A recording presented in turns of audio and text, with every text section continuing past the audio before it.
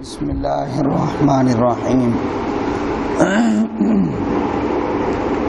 اللہم صلی علی محمد وعلی آل محمد کما صلیت علی ابراہیم وعلی آل ابراہیم انک حمید مجید اللہم بارک علی محمد وعلی آل محمد کما بارکت علی ابراہیم وعلی آل ابراہیم انک حمید مجید وعن البراء بن عازب رضی اللہ تعالی عنہ ان رسول اللہ صلی اللہ علیہ وسلم سئل ماذا یتقى من الضحایا فاشار بیدہ وقال اربعا العرجاء البین ضلعها والعوراء البین عورها والمریضة البین مرضها والعجفاء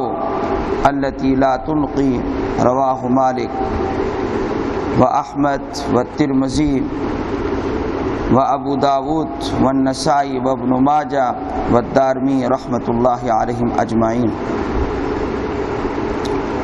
حضرت براء بن عازب رضی اللہ تعالی عنہ سے روایت ہے کہ رسول اللہ صلی اللہ علیہ وآلہ وسلم سے سوال کیا گیا، پوچھا گیا کہ قربانی کے جانوروں میں سے کون سے جانوروں سے بچا جائے، کن کی قربانی نہیں کرنی چاہیے۔ نبی کریم صلی اللہ علیہ وآلہ وسلم نے اپنے ہاتھ سے اشارہ کیا، فرمایا 4 جانوروں سے بچنا۔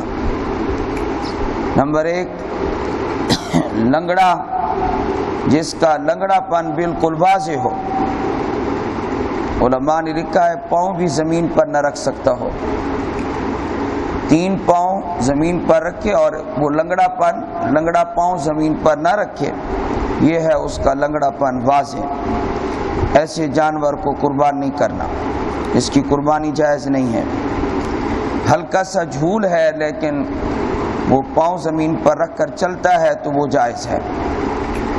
والعوراء البین عورها، فرمایا ایسا کانا یکتشم، فرمایا جس کا کانا پن بالکل واضح ہو، تو ایسے جانور کی قربانی بھی جائز نہیں ہے۔ والمریضہ البین مرضها، نمبر 3 وہ مریض جانور، بیمار جانور جس کی بیماری واضح ہو۔ اس قید کا فائدہ یہ ہوا ہلکی پھلکی بیماری والا جانور جائز ہے، زیادہ جو بیمار ہے اس کی قربانی جائز نہیں ہے۔ والاجفاء التي لا تنقي، نمبر 4 اتنا لاغر جانور کہ جس کی ہڈیوں میں گودا نہ رہا ہو، اتنا کمزور قسم کا جانور، مڑیل جانور، اس کی قربانی بھی جائز نہیں ہے۔ میں نے ایک بکرا دیکھا، اللہ اکبر کبیرہ، زندگی بھر میں نے نہیں دیکھا وہ بکرا۔ وہ بکرا نہیں لگتا تھا، ایسے لگتا تھا جس طرح کے بیل کا بچہ ہو، اتنا موٹا تازہ بکرا میں نے دیکھا۔ پتہ نہیں اس کی قیمت کتنی ہوگی۔ بہرحال لوگوں نے بھی کمالیں کر دی ہیں جانوروں کو پالنے کے بارے میں، انتہا کر دی ہے۔ خیر اچھا جانور قربان کرنا چاہیے۔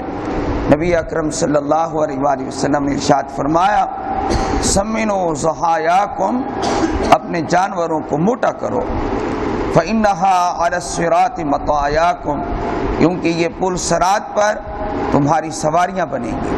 تو اللہ تعالیٰ نے یہ ان جانوروں کو عام جانور نہیں بنایا، یہ بابرکت جانور ہے اور بہت ہی اللہ تعالیٰ کو محبوب ہے اللہ کے نام پر ذبح کیا جائے۔